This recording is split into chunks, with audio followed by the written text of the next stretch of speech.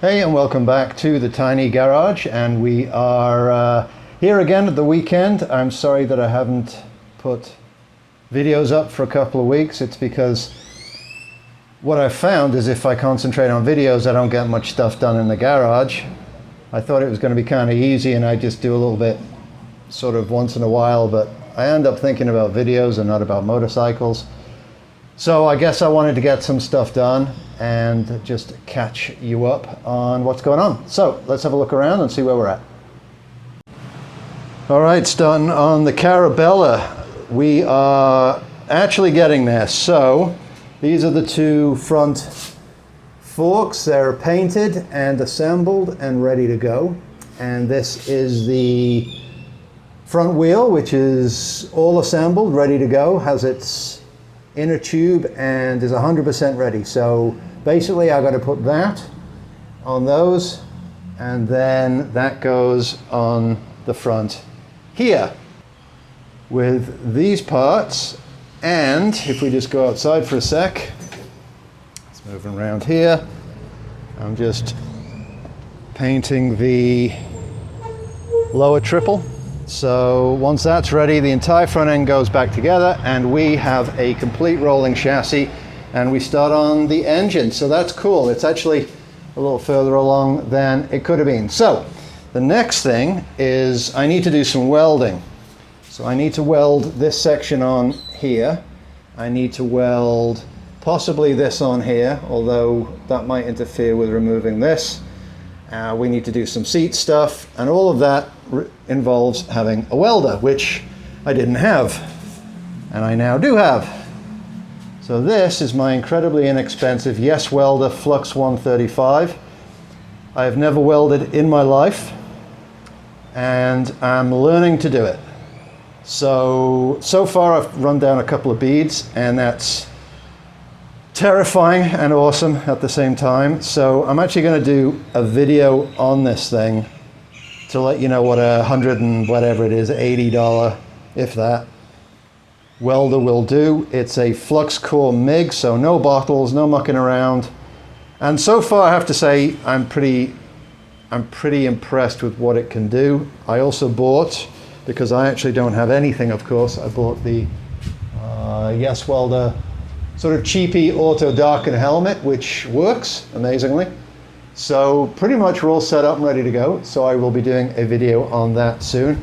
I also bought, oh goodness me, I also bought some of these little fellas to help me put things at right angles, etc., etc. So that leads me to the KTM, which is here. And the big news on the KTM is that I think I'm going to get it plated. So this is a bracket that I've made up, and I'll show you how that's going to work. So that is going to go, I think it's going to go like, no, it's going to go like that. So that's going to go like that. That's going to hold the plate, which won't get in the way of the brake light. Sorry, it won't get in the way of the brake light, so we will be completely plated. So the next thing that you're supposed to have is indicators, which of course this bike doesn't have. So I bought this little guy and just installed it today. Now I don't have the indicators yet, so they will go on next, and they will be a fairly simple installation. If you can see this. So there's a little space right here. Now this is not very strong, but we're going to see if it works, because they're just very light indicators that are going on, and then the back ones are actually going to go sort of here, and that will be awesome. That will mean that we can ride the KTM on the street, which of course we won't be doing very much, but to get from trail to trail, we'll be able to do that, and then I'll be able to show you how this Voyager GPS monitoring system works, which is going to be awesome. Also put these little lights just to make it legal, so that's what's been going on with that. The BMW and the Dual Sport are getting ridden all the time, so that's really good fun.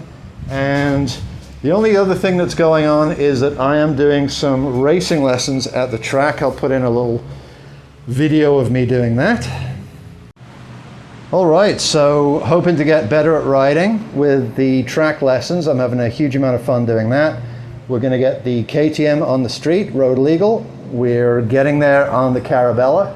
We are riding the Beamer and the Dual Sport. So the only thing left is to figure out what to do about the track for a track bike. So got a couple of thoughts on that. One is to buy a old Ninja 250. I don't want anything too powerful. Would be buy an old Ninja 250 and do it up for the track, which would be a lot of fun. I'd really enjoy doing that. Or in the meantime, because I'm only currently using the go-kart track, not the big track, is to put a Supermoto wheel on the front of the KTM, which would also be a huge amount of fun. So I might do that, or indeed both. Maybe a 250 for the big track and a Supermoto for the small track. Who knows? I mean, I'm not going to spend loads of money on this. So just having some fun. Anyway, again, sorry I haven't put a couple of videos up recently. Whatever, I don't think anybody watches them anyway. One thing that did happen is I put one of those YouTube shorts up, and normally I get like 20 views, 30 views, whatever, sometimes 3 or 4.